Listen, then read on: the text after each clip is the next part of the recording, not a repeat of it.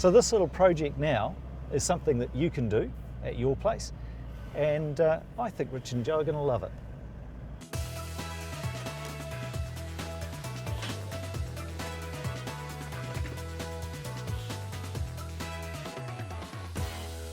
With making a few things for Joe and Richard's house, I've ended up buying a couple of big sheets of plywood, and you're always going to have offcuts. And I reckon it's about the perfect size to make a pegboard. These are super popular at the moment. I've seen them in magazines, I've seen them online. Essentially a board that you can slot in a series of dowels. The dowels can then have a basket attached to them, you can use them to hang something, you can put a shelf on them, you can make a little box that hangs on there. The thing that's going to make or break this particular little project is getting the measurements just right. I've done a little bit of my maths on a block of wood, typically called a builder's notebook. The board is 400mm from top to bottom, and I want to keep a 50mm gap around the outside. I'm going to have 4 rows at exactly 100mm apart. I've marked those on each side, and then keeping my story rod flush at one edge, I can then mark up the centre of where I'm going to drill the holes that will take those pegs. So now that I've got it all marked out, I just start drilling and keep going until I've finished. It pays to use a brand new drill bit to make the holes as neat as possible. I'm not going to drill all the way through the pegboard. What I'm doing is going in about 10-15mm, so just above the blue mark on my new drill bit.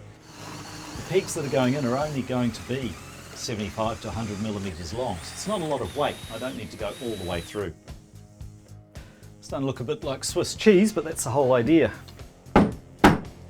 Needs a tidy up and a little bit of a sand. Including those little bits that are left on the edges there. My dowel is 16mm in diameter, and I've set up a block on my drop saw to dock them all to exactly the same length. One thing I've learnt over the years, if you're going to do woodwork, you really have to like sandpaper.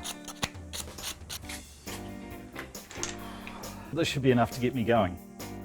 A bit of a blast with a bite pump to get rid of the last of the sawdust, and it's ready to paint.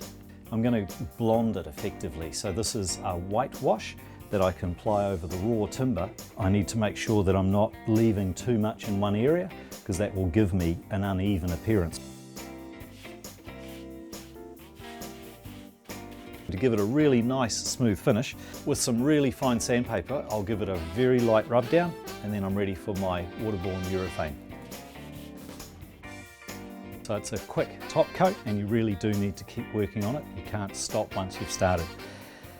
Let this dry 2 hours, it's ready for a recoat, 72 hours, and it's fully cured, and I can put it up. Interior stylist Kate Alexander is here to add a few finishing touches to the kitchen and help me to install my pegboard.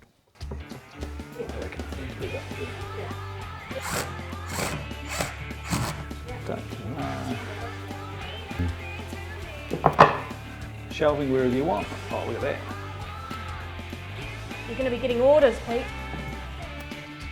Lookity, lookity, lookity. There you go.